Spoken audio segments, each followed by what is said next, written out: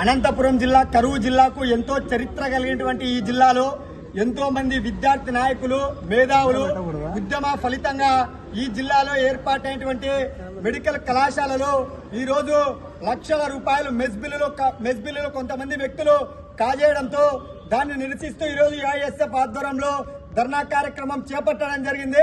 ప్రధానంగా ఈ మెడికల్ కళాశాలకు వివిధ రాష్ట్రాల నుంచి విద్యను అభ్యసించడానికి ఇక్కడికి వచ్చినటువంటి విద్యార్థులు తమకు ఇష్టమైనటువంటి ఆహారాన్ని తినడానికి ప్రతి నెల కూడా 4,000 రూపాయల నుంచి 6,000 రూపాయల వరకు మరి మెస్ బిల్లులుగా ప్రతి విద్యార్థి చెల్లిస్తున్నటువంటి సందర్భంలో మెడికల్ కళాశాల యాజమాన్యులు ఒక పర్సనల్ గా సపరేటెడ్ గా ఒక అకౌంటెంట్ ని నియమించుకొని ఆ అకౌంటెంట్ కి సంబంధించి ప్రతి నెల కూడా మరి విద్యార్థులు డబ్బులు జమ చేసేవారు. ఒక 6 సంవత్సరాల జరిగిన తరువాత ఈ మధ్య కాలంలోనే అక్కడ అకౌంటెంట్ గా ఉన్నటువంటి వ్యక్తి ఆ విద్యార్థులు చెల్లిస్తున్నటువంటి డబ్బులను తన పర్సనల్ అకౌంట్లలోకి వేపించుకోవడం జరిగింది. మరి విద్యార్థులకు దాదాపుగా ఒక సంవత్సరం నుంచి స్నాక్స్ అందక 15 రోజుల నుంచి అన్నం అందకపోవడంతో విద్యార్థులందరూ కూడా ప్రశ్నిస్తే కాంట్రాక్టర్ ఇక్కడ ఇస్తున్నటువంటి సరుకులంతా కూడా నిలిపివేయడంతో ఈ భాగవతం అంతా వెలుగులోకి వచ్చింది.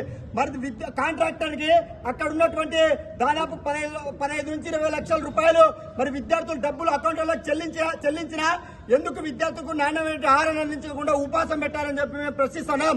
మరి తక్షణమే ఎవరైతే అకౌంటెంట్ లో డబ్బులు వేసుకున్నారో పర్సనల్ అకౌంటెంట్ ఆ అకౌంట్ నెంబర్ ఎవరిది అని చెప్పి బహిర్గతం చేయాలని చెప్పి ఏఎస్ఎఫ్ గా డిమాండ్ చేస్తున్నాం. అదేవిధంగా ప్రధానంగా మనం ఒక చిన్నది వస్తువు పోయినా కూడా పోలీస్ స్టేషన్ లో కంప్లైంట్ ఇస్తాం. దాదాపు ఈ మెడికల్ కళాశాలలో ఇంత లక్షల రూపంలో కుంభకోణం జరుగుతా ఉన్నా ఇక్కడ ఉన్నటువంటి ప్రిన్సిపల్ ఎందుకు పోలీస్ కంప్లైంట్ ఇవ్వలేదని చెప్పి మేము ప్రశ్నిస్తా ఉన్నాం. అదేవిధంగా మరి గత 9వ తేదీన పత్రికలలో ఈ కథనం అంతా ప్రచారం అయితే మరి ఎంక్వైరీ కమిటీ వేశారు. మరి 3 రోజుల్లో నివేదిక ఇస్తామని చెప్పారు. ఎంక్వైరీ కమిటీ వేసి 12 రోజులు గడుస్తామన్నా కూడా ఎందుకు నివేదిక ఇవ్వలేదని చెప్పి ప్రశ్నిస్తున్నాం. ఇక్కడే పర్సనల్ గా అకౌంటెంట్ వేయించుకున్నటువంటి వ్యక్తి మరి విద్యార్థుల తరగతి గదుల్లోకి వెళ్లి మీరు మెస్ బిల్లులు కాజేశారు, మెస్ బిల్లులు మా అకౌంట్ లోకి వేశారని చెప్పి మీరు చెప్తే మీ ఇంటర్నల్ మార్క్స్ తీసేస్తాం, మీ భవిష్యత్తు మా చేతుల్లో ఉందని చెప్పి విద్యార్థులను భయభ్రాంతులకు గురి చేస్తా ఉన్నారు. ఇది సరైంది కాదు. మరి ఎంక్వైరీ కమిటీ కూడా నిబంధనల ప్రకారం ఒక కళాశాలలో ఏదైనా ఒక ఇష్యూ జరిగి ఎంక్వైరీ కమిటీ చేస్తే పక్కన ఉన్నటువంటి కళాశాలలో లేదంటే రాష్ట్ర స్థాయి అధికారులు వేస్తారు. కానీ ఈ ప్రిన్సిపల్ గారు మరి ఇదే కళాశాలలో ఉన్నటువంటి వారిని ఎంక్వైరీ కమిటీ వేసి వాళ్ళను భయభ్రాంతులకు గురి చేస్తూ వాళ్ళని భయపెట్టడం జరుగుతుంది.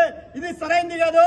మరి తక్షణమే ప్రిన్సిపల్ గారు స్పందించి ఎవరైతే 20 లక్షలకు పైగా డబ్బులు తన పర్సనల్ అకౌంట్లోకి వేయించుకున్నారో వాళ్ళపైన తక్షణమే పోలీస్ స్టేషన్లలో కంప్లైంట్ ఇవ్వాలా. ఇదే కళాశాలలో గతంలో విద్యార్థులకు సంబంధించి ల్యాప్టాప్ ఐఫోన్ పోయినప్పటికీ కూడా కంప్లైంట్ ఇవ్వకుండా నిర్లక్ష్యంగా వ్యవహరిస్తున్నారు. ఇది సరైంది కాదు. ఇది కేవలం ఒక మహిళకు సంబంధించినటువంటి హాస్టళ్లలోనే జరిగింది. ఇంకా అబ్బాయిల హాస్టళ్లలో ఇలాంటి సంఘటనలు చాలా జరిగాయి. మరి రాష్ట్ర స్థాయి వైద్య అధికారులు కూడా దీనిపైన తక్షణమే ఎంక్వైరీ వేయాలని చెప్పి ఏఎస్ఎఫ్ గా డిమాండ్ చేస్తున్నాం.